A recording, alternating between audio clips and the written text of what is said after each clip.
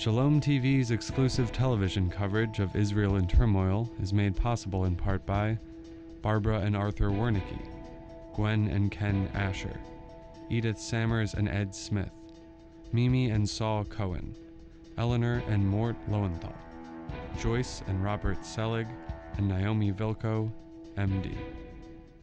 Hello, I'm Mark Golub. We've been bringing you exclusive Shalom TV television coverage of Israel in turmoil as the state of Israel tries to stop the Hamas rain of rockets in its Operation Protective Edge. And we've spoken to many of the most outstanding people on the world Jewish scene who've helped us to understand what Israel's goals are, to understand how it's affected the way in which the entire Jewish world is looking at the state of Israel, and in some way how the American media has handled this event. We've compiled some of the most important moments from our coverage, which we'd like to share with you now, and I hope you'll find them helpful. One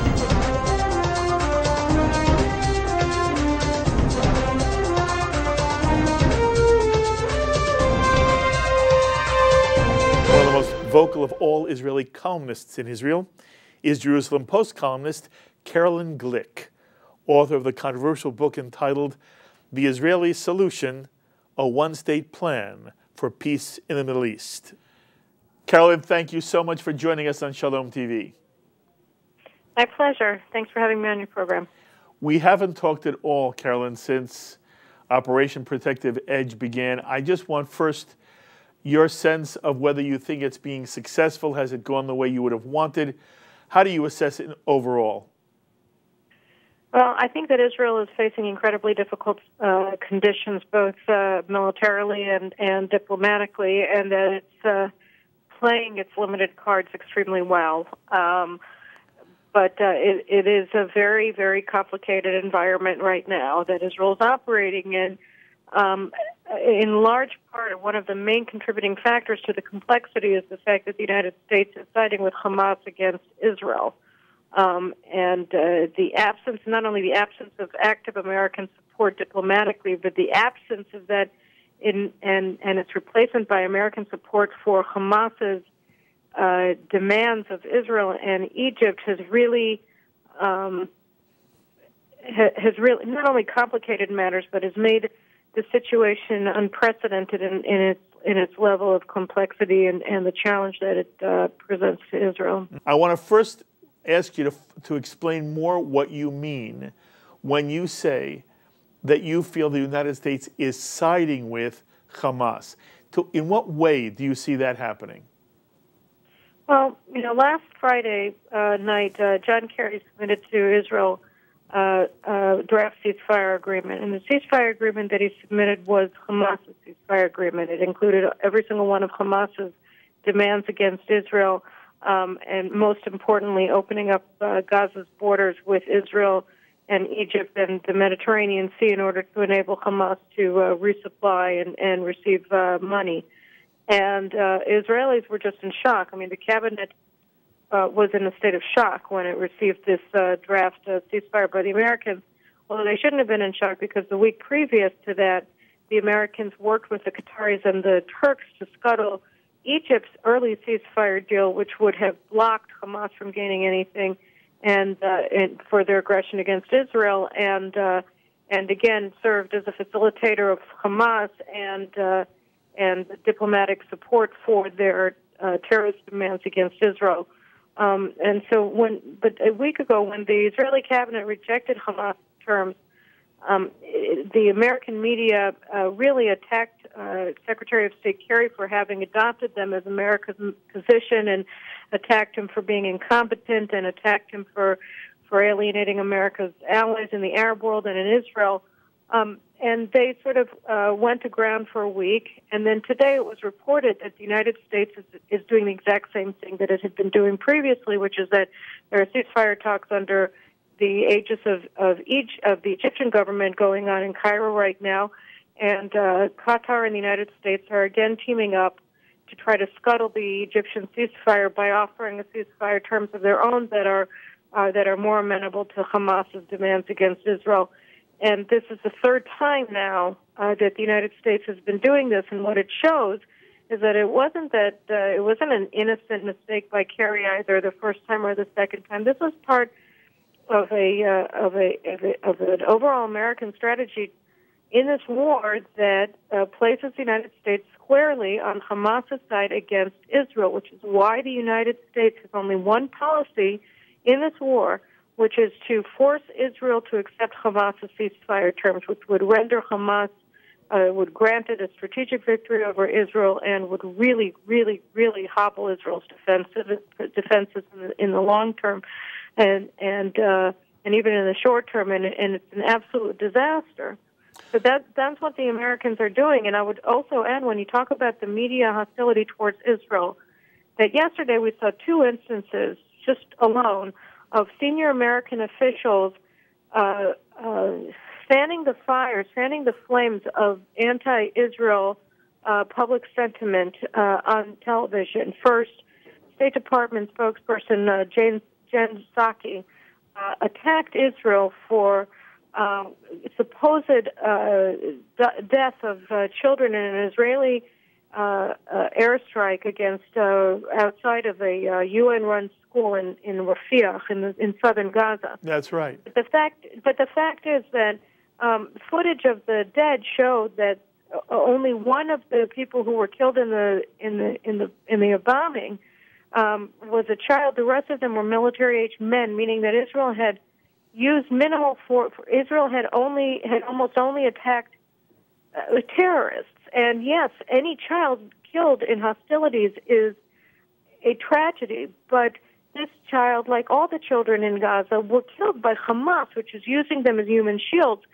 And the attack did not occur inside of the UNRWA installation. It occurred outside of it, outside of the perimeter fence. So the whole American claim was wrong. And then Psaki said that Israel isn't allowed to attack in areas where civilians are present when operations are being carried out against it from those areas that civilians are present in. But that's, as others have pointed out today, that is a complete abrogation of the laws of war. The laws of war stipulate explicitly that you are allowed to attack all military installations, all military operations of your enemy in times of war. And the presence or absence of civilians adds or detracts nothing from the lawfulness of such operations. When you see the limited, minuscule, in a larger sense, civilian casualties that were caused by this, and you understand that what Israel did was completely lawful, you see that Jen Psaki's statement was not only untrue, but it was maliciously so, and it libeled Israel out of malice. And then the same day, yesterday, Valerie Jarrett, the president's closest advisor, went on Face the Nation and accused Israel of killing children. So, you in so many words. And so you're having these statements being put out by administration officials libeling Israel, and it's hard to just blame the media for taking a hostile position against Israel, although they certainly are blameworthy. But the fact of the matter is that a lot of this hostility is being pushed out by the administration itself by issuing these slanderous assaults against Israel. Why, in your mind, would the United States be undermining Israel by siding with Hamas? Look, you have to understand there's a very interesting dynamic going on between the United States and Europe right now. European leaders have issued statements that are more sympathetic towards Israel than the United States has. And recently, actually over the past 2 days, their anti-Israel rhetoric has been sharpening, particularly in France and in Britain today. But what we've seen really in the behavior of the European governments versus the European publics is that European governments are by and large more supportive of Israel than their publics are. In the United States, the reverse is the case. The Obama administration itself is far less sympathetically inclined towards Israel than the American public is. So what the Obama administration is doing in agreeing to resupply Iron Dome and resupply the Israeli military is it's trying to present a position to the American public of support for Israel when its actual positions on the ground are hostile to Israel. So, Iron Dome passed unanimously in both houses as a reflection of the overwhelming American public support for Israel. And so there's no way that the president wouldn't resupply Iron Dome, just like there's no way that he would risk that sort of public condemnation if he were not to resupply Israel with the mortar shells that it's using right now. And so you have this resupply going on because it is widely supported by the American people, but on the other hand, you have this diplomatic positioning of the administration and other administrative acts, like, for instance, the unprecedented, malicious, double standard that was used against Israeli civilian air traffic by the FAA a week and a half ago when they closed down Israel's skies to civilian air traffic from abroad, something that has never been done, not in Iraq, not in Pakistan, not in Yemen, not in Afghanistan, not in Ukraine, and it was done against Israel. And there's no objective criterion through which the FAA could argue that it was reasonable under the circumstances and overall FAA policy towards civilian airline traffic to have closed down the air paths for civilian passenger jets to Israel. But they did it anyway. And these are the kinds of actions that show what the intention of the Obama administration, specifically the Obama administration towards Israel, is, and their positions on the ceasefire that have been consistently siding with Hamas against Israel, and their constant insistence that Israel interrupt its operations in the middle for humanitarian ceasefires, which, as we saw again for the fifth time on Friday morning, are exploited by Hamas in order to gain the initiative and cause more Israeli lives to be lost in battle. How would you explain to the American people who are seeing this day after day after day, what would you want them to keep in perspective? How do we view this in a fairer way for the state of Israel? I mean, the way that the visuals are being portrayed is mendacious and deliberately so. I mean, the notion Israel didn't bomb the school. I mean, that's just what I got through telling you. The school was not bombed.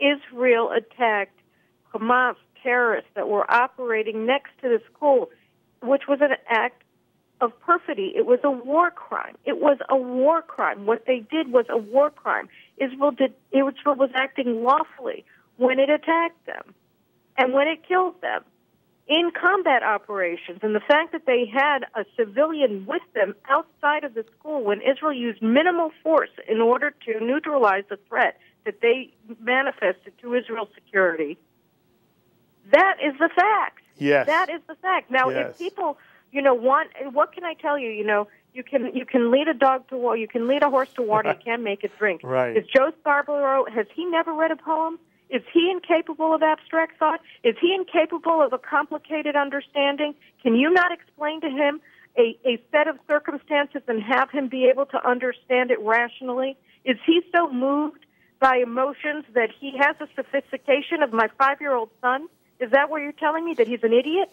He may be an idiot because if he thinks that he supports Israel when he's willing to look at mendacious images presented in a mendacious, deliberately slanderous manner on television and believe them, then, he might as well believe the depictions of Israel and Jews as long-nosed people who run around counting money and drinking blood.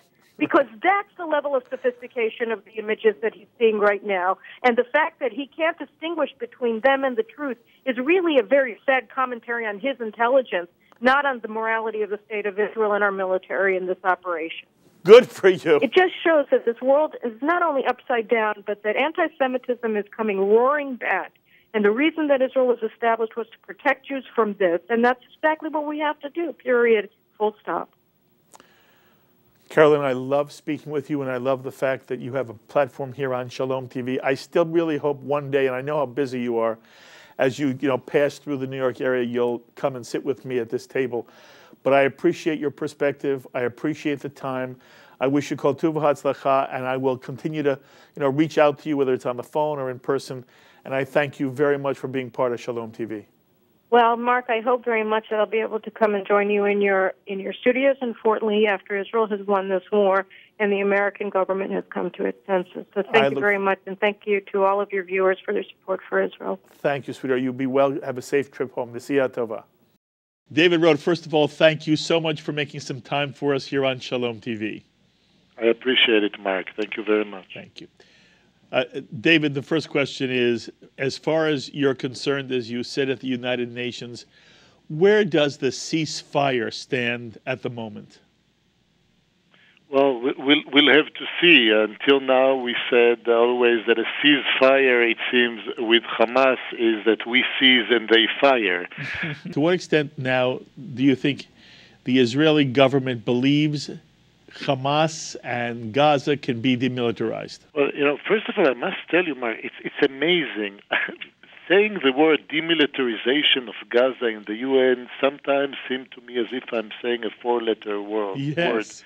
It is like everybody refuses to even utter this, and they have many explanations of why this will never happen. I am not naive. This is not something that will happen tomorrow, but I think it is a goal that we must stand for. Everybody speaks here in the United Nations about the root of the problem, which is basically a code word of attacking all kinds of issues about Israel, while we say the root of the problem is a terrorist organization taking control of Gaza, arming themselves to the teeth, and what we need to do is to demilitarize them. So I think it is an objective which is realistic. It will take time, and we first of all have to make sure that the world agrees to that. It can start by making sure no more weapons or material that can make weapons enter Gaza ever again. And later on, there are many ideas of how it could be done. Okay.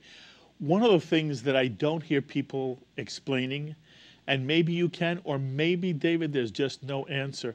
Who is going to demilitarize Gaza? Because at the moment, it seems to me that if Israel tried to do it all alone, it would face enormous criticism from the international community. But I don't see the United States, I don't see the United Nations, I don't see the EU, I don't see anybody stepping up and saying to Israel, you did your part now, you stay back, you rest, we will take responsibility for demilitarizing a piece of God's earth which has been used to attack Israel from the moment, it's before the withdrawal from Gaza. And I'm wondering, when you talk among the diplomats that you have at the United Nations, in your mind, whom do you see as the agent for the demilitarization of Gaza? There are many ideas being brought up, but the first thing that one has to do is make sure to prevent Hamas from rearming and refilling their arsenal. And I sit in the UN chamber and I hear people speaking about opening up the so-called blockade, while not mentioning the fact that this would bring about concrete, which we now know what has been used for, terror tunnel, bringing in all kinds of metal. We've been accused of not allowing those things into Gaza, of being cruel or whatever, while now we know what it is. So the first thing you have to make sure, and this can be done rather easily, nothing is easy in our area, but by controlling, not having the smuggling tunnel from Egypt, which is going on, by controlling the borders from Israel and from sea or wherever it comes. It cannot be done if the international community speaks about opening up the so-called blockade of Gaza without having those inside. Now, what you are speaking about and who can do that, there are many ideas that are being brought up. I think it is early. I am doubtful that Israel would agree to the UN doing it, though we do have some UN presence in the border with Syria who are doing quite a good job, and others. It can be the European, it can be an international agency. Those are the technical issue. The question is there the will of the world to stand up to the Hamas and tell them, this must stop, you must demilitarize, a terror organization cannot continue to rule this piece of land. Okay. If the Palestinian Authority, if Abbas chooses to be a part of the solution and not a part of the problem, he also might be able to play a part. Look, what we've seen is enormous criticism of the state of Israel by the world community. And I'm wondering the extent to which the kind of criticism that came out of the UN itself condemning Israel as if Israel went out of its way deliberately to fire on a UN school. And that was the charge made on American television. It was made by the American administration. It was made by the United Nations. In general, right now, during this ceasefire, what do you feel from your colleagues in the United Nations? The United Nations has been, of late, very an anti-Israel forum. At the moment, David, what's the mood of the UN as it affects Israel and going forward in an attempt to create a peaceful solution between Gaza and the State of Israel? You know, if you will allow me a little leeway on this question, because there are so many answers. The UN is made out of 193 countries. Much more than a majority of them are non-democratic. And what Israel is facing, for instance, in a debate yesterday, was 44 countries speaking. Out of them, 16 were Arab nations, 6 were Islamic organization nation. And if that is not enough, they have 3 groups, the Arab group and the Islamic group and the non-aligned movement, which chose to have as a chair Iran, no other. And all of them bashing Israel. And if one really listens to all of this, one would make a mistake of thinking that they are right. But in the UN, and I think your viewers should know that, we must realize that contrary to common wisdom, what everybody says is not necessarily correct, and we have to stand firm on what we believe. And we have many friends as well. They might be critical of this action by Israel or the other, but I think they have realized what Hamas is.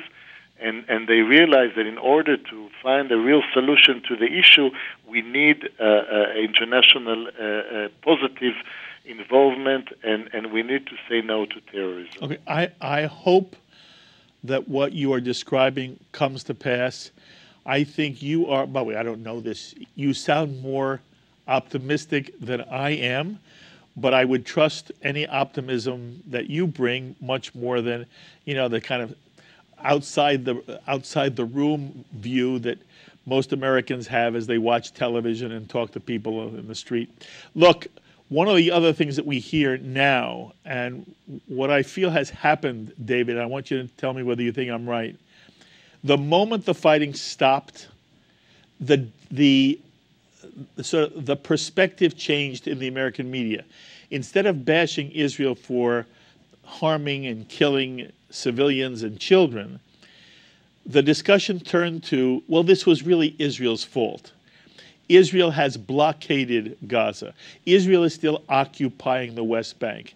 And therefore, Hamas and the Palestinian people are only doing their best to throw off the yoke of Israeli oppression.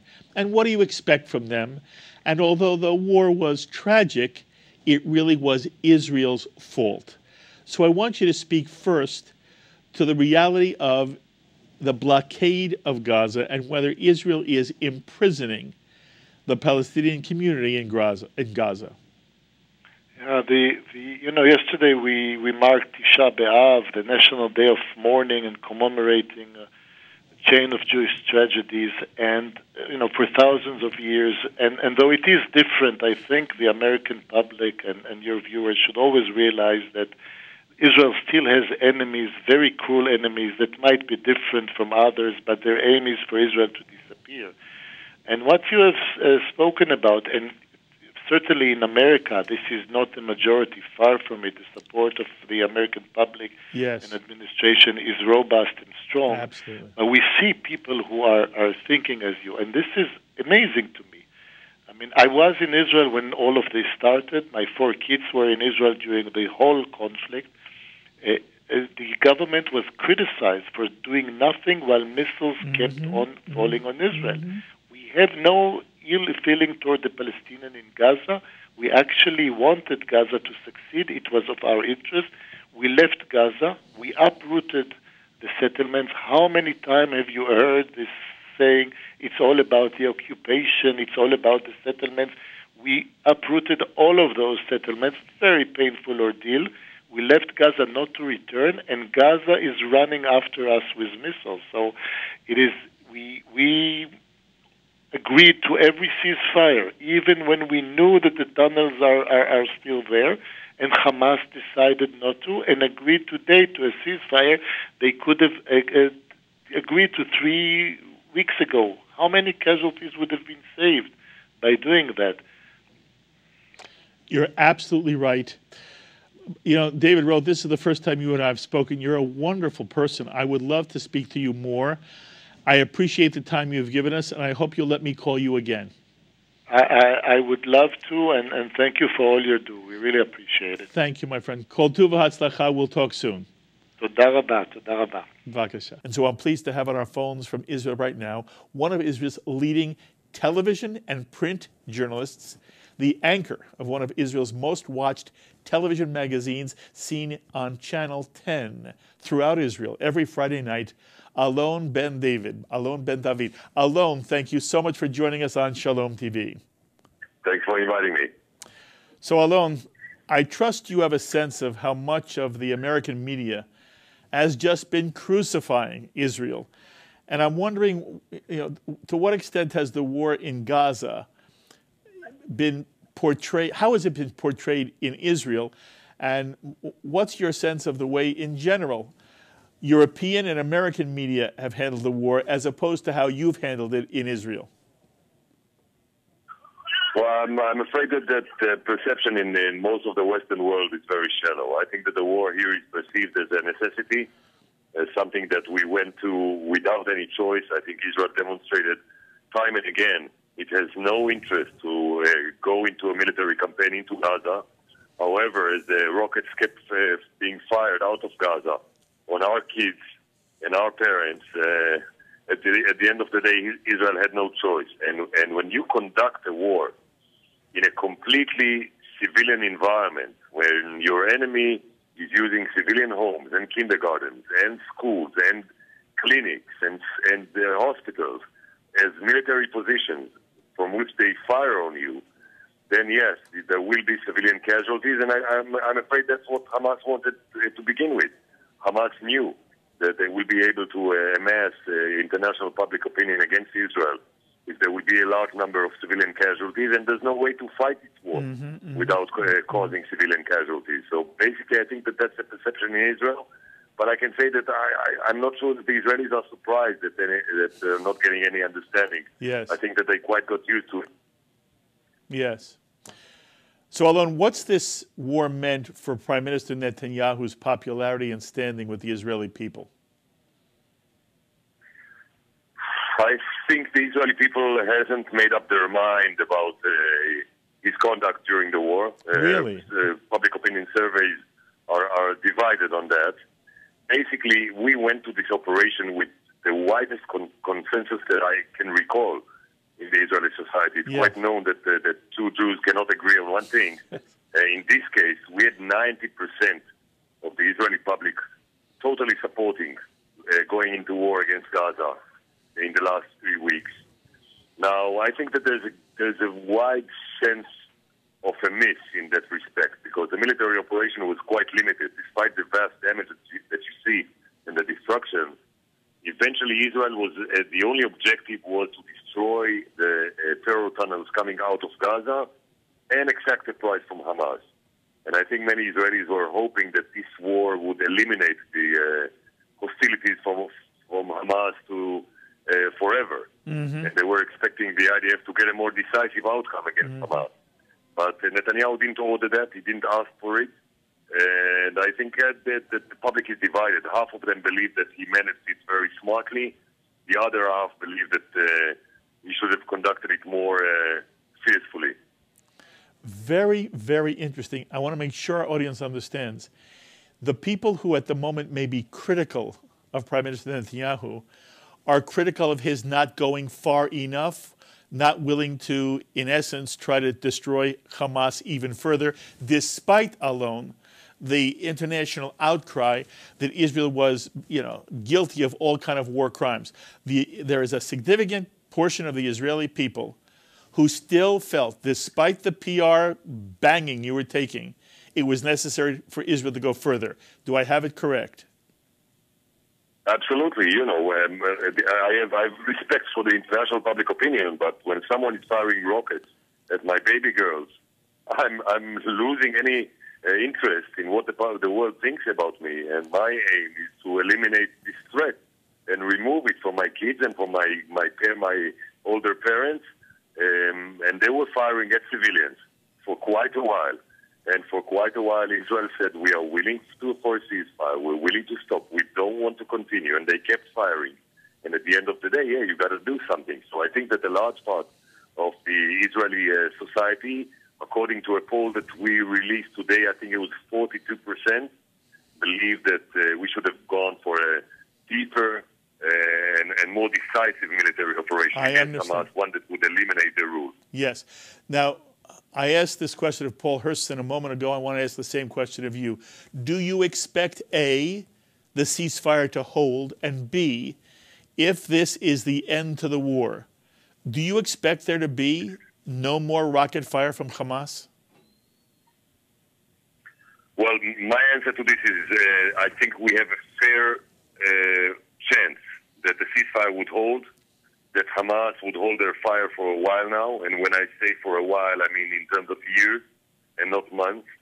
I think that there's a fair chance that diplomatic efforts in Cairo would reach an agreement that would allow the people of Gaza to reconstruct and would create some horizon of hope for them. And on the other hand, would prevent Hamas from rearming and building new tunnels into Israel. So if that could be achieved, I think we can see stability for a while. Yet, I want to mention that when we talk about Gaza, there are dozens of different Palestinian factions in Gaza. Yes. So the test would be in the first fire coming out of Gaza and how that fire would be responded by Israel.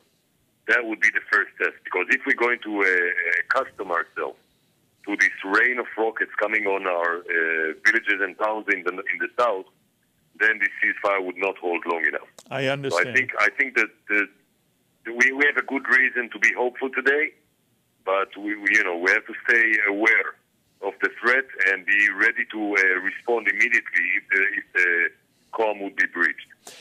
By the way, Alon, you were down near Gaza. You were in the south of Israel at Gaza.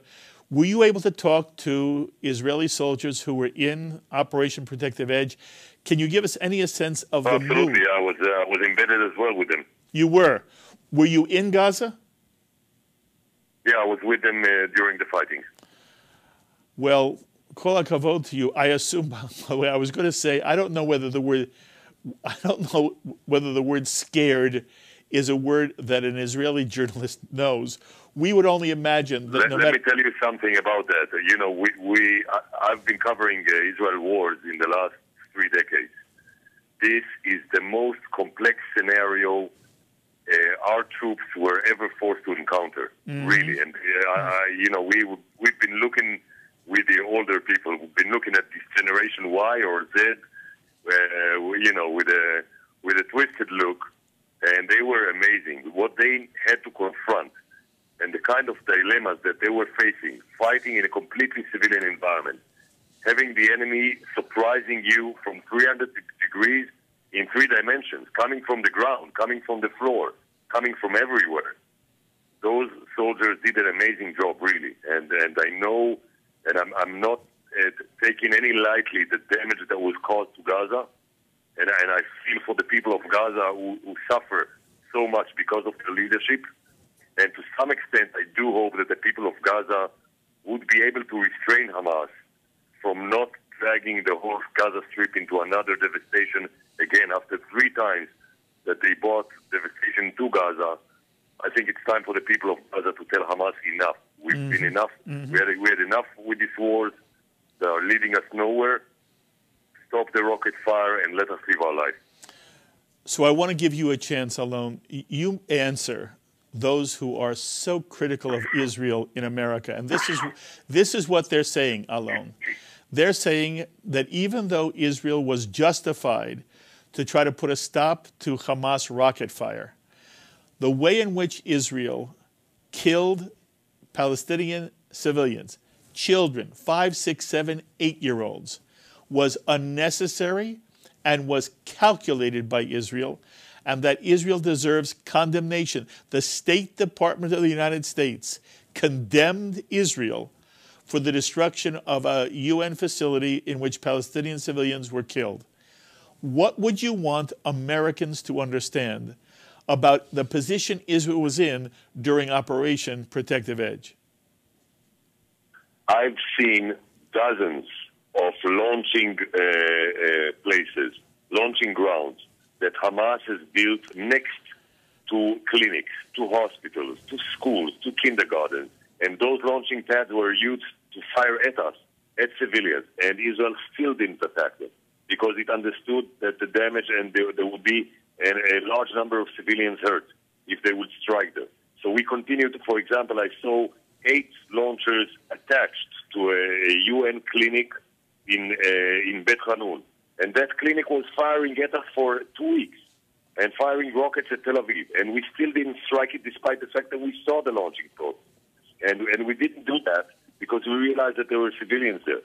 So there's no sterile war, and there's no, especially in that kind of scenario in an urban environment, there's no way to conduct these wars in a sterile way and not harming civilians. I think the Israelis did a major effort to minimize the collateral damage, to minimize the damage to civilians. But at the end of the day, those people who chose to put their own military position and turn family homes into launching grounds and into firing position, those are the people responsible for the devastation and for the casualties. There's no other way that you can fight that war. And if you're being fired rockets and RPGs from a window of a family home, yes, you will respond by firing back. And yes, I went into homes in southern Gaza Strip, and you can see in the kids' room, next to the toys, RPGs, grenades, ammunition that is stored in the kids' room. How are you supposed to fight this war? Now, I know that the U.S. had its own experiences in Iraq and in Afghanistan, also in civilian environment. There's no way to do it in a sterile way. And you're trying to be as humane as you can, and you're trying to avoid innocent casualties. But if your enemy places civilians as human shields before them, yes, those human shields might be hurt, or it's going to be you, the casualty. So that basically leaves you very little choice. Alon Ben David, again, I say to you, kol hakavod. You've done, I know some of your work on Channel 10. You have been an outstanding journalist on the Israeli scene for years and years and years, and you're wonderful to talk to. I hope you'll let me call you again. We were just grabbed by the clock, but I have so many other questions to ask you. I hope you'll, again, permit me to call you again, and we'll continue the conversation. But I thank you very, very much. Kol tuv v'hatzlacha in all your own work, Alon. I thank you for all those kind words. Thanks very much. Be well. We have on our phones Rabbi Jack Bromberg, who serves the Reform Congregation Temple Israel in Tallahassee, Florida. And Jack co-authored a piece published by Professor Parvez Ahmed from the University of Florida. And it was published in the Huffington Post entitled A Lament for Peace. And Jack Bromberg joins us now. Jack, thank you so much for taking some time out to be with us on Shalom TV. Not a problem. Thank you. Thank you. You know, I was telling the audience before you came on that I read your piece and it touched me, Jack. I was very impressed with the compassion. I was very impressed with the friendship you have with Professor Ahmed. And at the same time, as I think you were told, I was also surprised by what I felt was an attempt on your part and on Ahmed's part to draw a moral equivalency between Hamas and the State of Israel. And I want to put up on the screen a piece of what you wrote, and then I'd love to hear you discuss it. But this is what Jack wrote. He wrote, even as we might have some disagreement on the details, meaning he and his Palestinian partner, the Muslim partner, or in parsing the conflict, we find that we share the same hopes, ideals, and values. We both must wrestle with some inconvenient truths. And he goes on to write, whether the blood spilled is Israeli or Palestinian, it is red. Responsibility for spilling that blood, is on the hands of both Israel and Hamas. So, Jack, I want to understand, are you suggesting the moral responsibility for the shedding of blood in this Israel-Hamas conflict? Are you arguing that the responsibility is equal and that there is a moral equivalency in your mind between Israel on the one hand and Hamas on the other? No, I am not at all trying to argue that there's a moral equivalency between the two. The difficulty in, of course, putting together a piece that's going to be speaking not just on the Huffington Post, but also speaking to both of our communities, is to try and find some common language and some common things. But I in no way have a sense that there's a moral equivalency between Hamas and the State of Israel.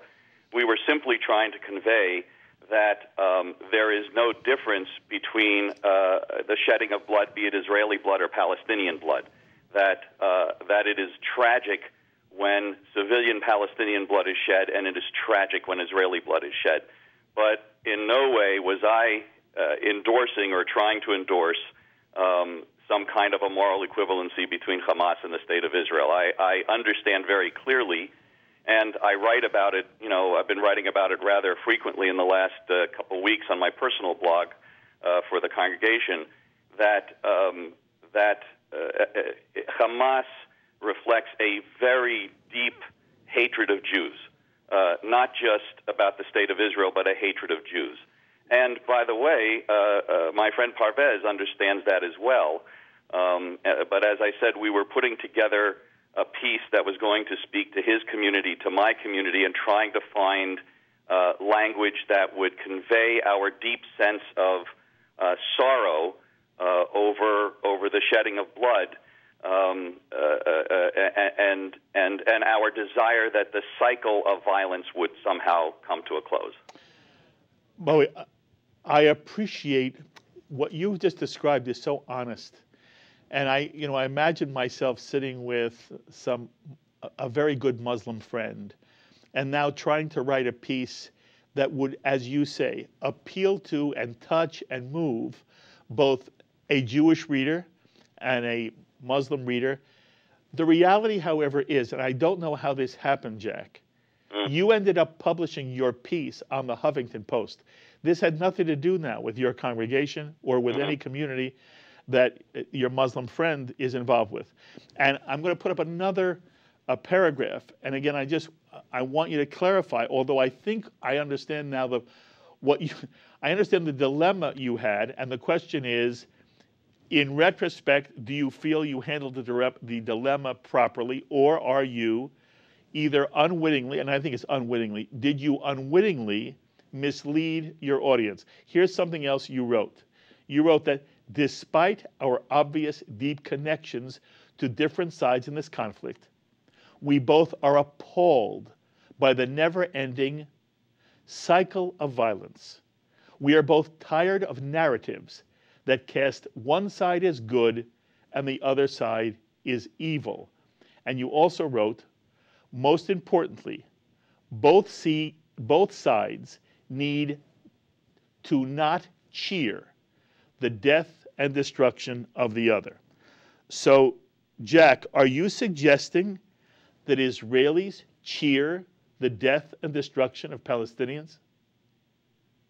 I have read certainly articles, and I have read pieces by certain elements in the Jewish community that, frankly, are appalling in terms of their lack of regard for the value of Palestinian blood. I don't know what you mean. Give me an example, because I can give you I can give you myriad examples of how the Palestinian Authority, the Palestinian people, rejoice every time 3 Israeli teens are kidnapped and killed, and candy is handed out.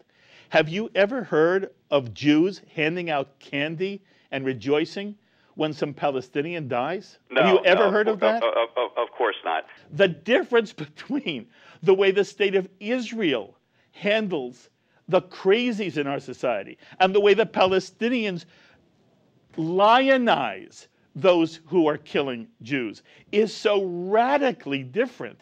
It is astounding to me that you want to say in the Huffington Post that both sides, Israel as well as the Palestinians, rejoice at the death of Palestinians. I find, Jack, I can't believe you mean it. Well, again, I don't draw a moral equivalency between the two sides. I don't draw a moral equivalency between Hamas and Israel. That is never what I would never, ever agree to that, and I would never endorse any kind of moral equivalency between the two sides. And yes, I certainly understand what you're saying, is that now it comes out there and it looks as a moral equivalency, but on the Huffington Post, that's certainly not what I would endorse. Yeah, but, can I point something out about the timing of all of this?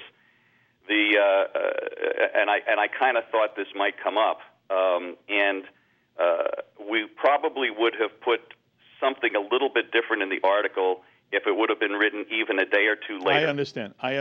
Because we did not have the information when we actually wrote the piece and started to put it out about the extent of the tunnels and what had been discovered about the tunnels and so forth. So we're sort of talking about something where we had certain pieces of information put together a piece that was really simply meant to be a Jew and a Muslim who are very close friends, to put out a statement that people could read to say, look, here are two people who in essence are connected to different sides of the conflict, both of whom are trying to find a common language, a common something to bridge a divide, to form a vision for what happens when the conflict is done.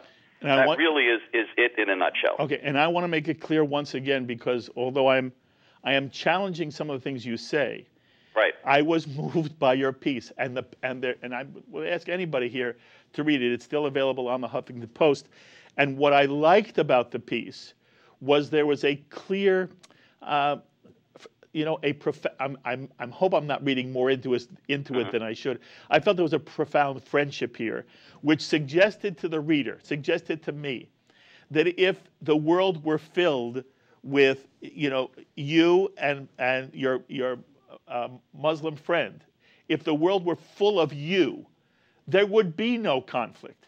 And that's what moved me. At the same time, while I was, I can't say proud, I don't know you enough to be proud of you. I was very impressed. But at the same time that I was impressed, I said this to myself.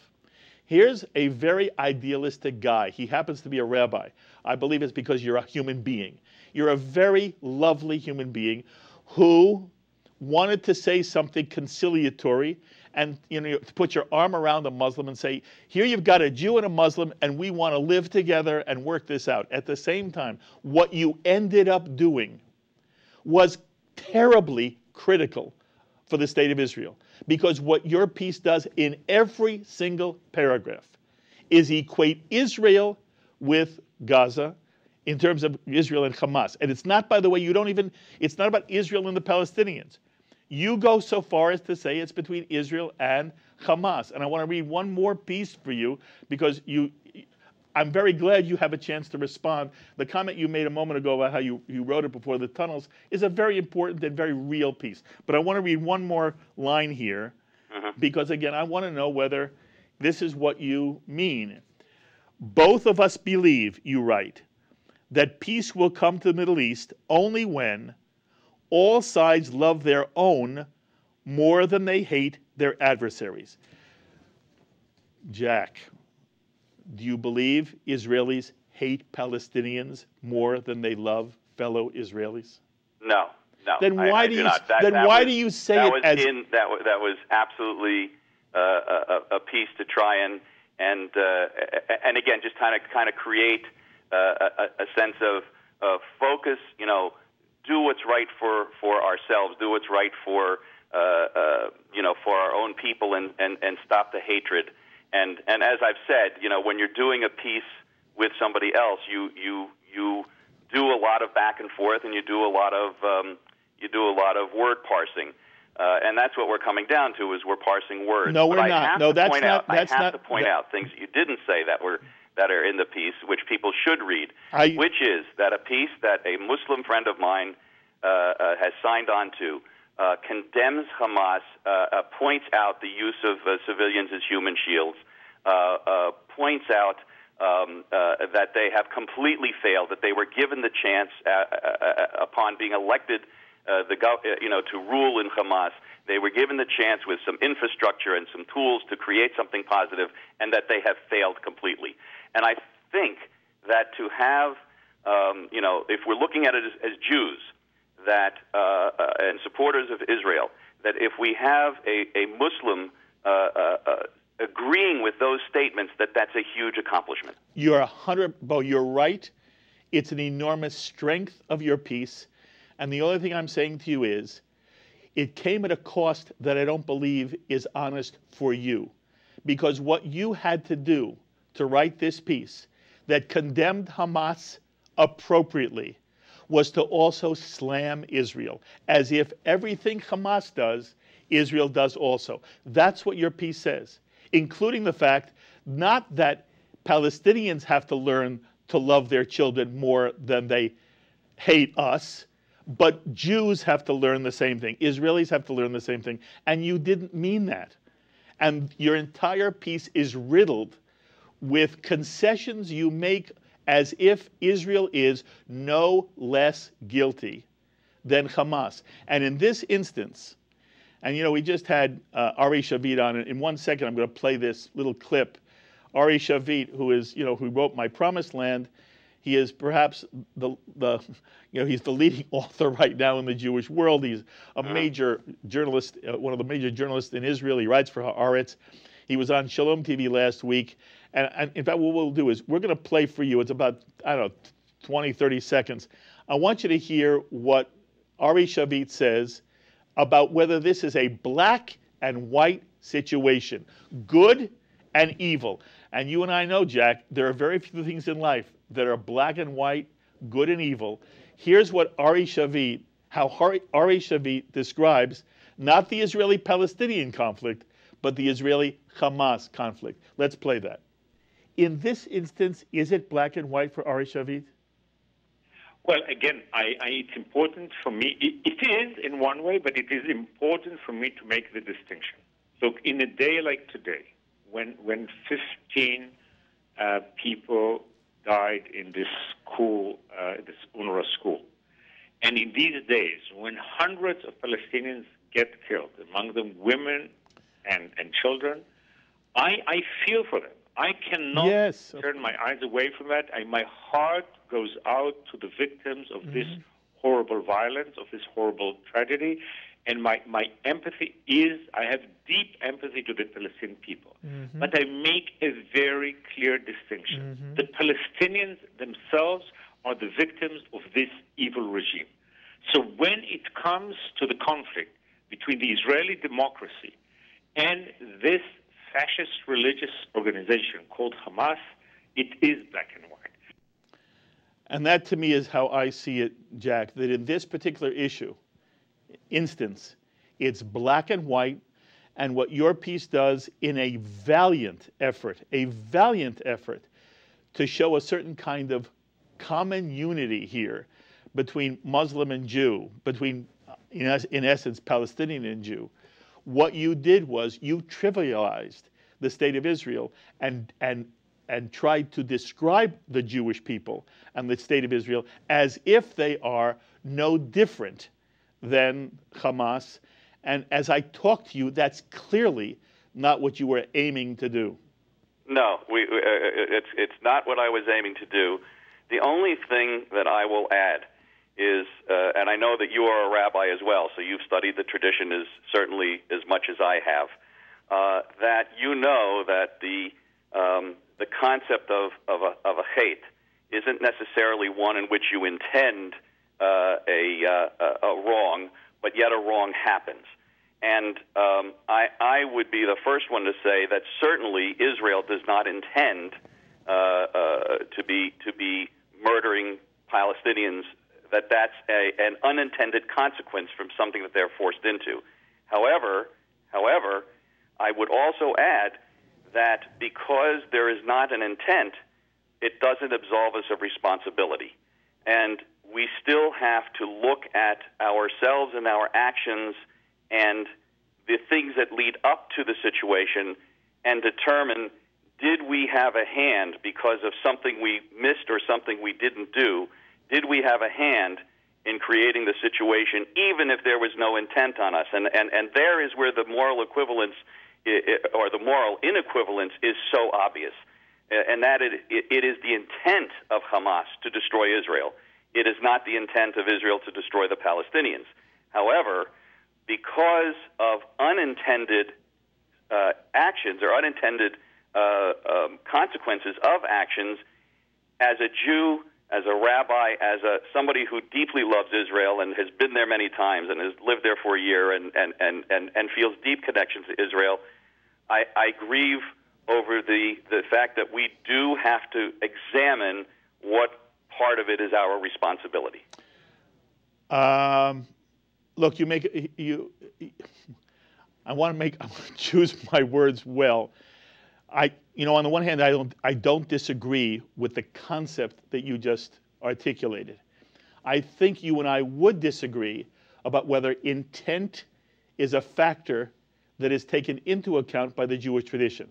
I believe, although actions are ultimately the determining factor, kavanah, intent, and accident do play a very strong part in the way halachic decisions are formulated in Talmudic literature. Number two, while I believe no country, not America, not Israel, is free of, quote, hate, free of sin, the qualitative hate that is being inflicted upon Israel is in no way similar to the hate that may be inflicted at times, intended or not, by the state of Israel. And once again, my only quarrel with anything you've written or said is not in the essence, and that's again why your piece moved me. The only thing I think you went in an attempt to put your arm around a friend, that you went much, much too far, and you did it again in your last comment. You went much too far in suggesting that there's enough hate to go around and that Israel has as much hate to it as Hamas. There is an enormous, but a hate is not necessarily difference. a sin. A hate is an action that can be an action that just went wrong. And if you are defining hate as sin, then I do apply the sin to Hamas's anti-Semitism and the hatred and the way they abuse their own citizens. In terms of using the word hate for Israel is simply as an action that did not intend wrong, but went wrong, and so there are consequences that have to be dealt with. I appreciate it. I'm only asking you one last time. Are you suggesting that the level of hate, no matter how you define hate, is equivalent between Hamas and Israel? No. Okay, that's all. No, okay. Not at all. By the way, I give you enormous credit. You wrote a very wonderful piece in its larger sense. Here I am nitpicking with you, but I'm nitpicking because I think it's important. But you also came on and were willing to discuss this with me. And I really hope one day I get to meet you in person. You sound like a very lovely, thoughtful person. And maybe there are situations when I will turn to you for insight on Shalom TV that doesn't necessarily deal with a political piece about Israel and the Palestinians. I thank you very, very much for making yourself available to me. My pleasure, Mark, and thank you for calling. Thank you. You be well. And those are some of the highlights from Shalom TV's ongoing exclusive American television coverage of Israel in turmoil. I hope you found these clips enlightening. We'll stay on top of Israel's current efforts to bring the Hamas rocket fire to a close, and I hope you stay with us. I'm Mark Golub. Be well, my friends.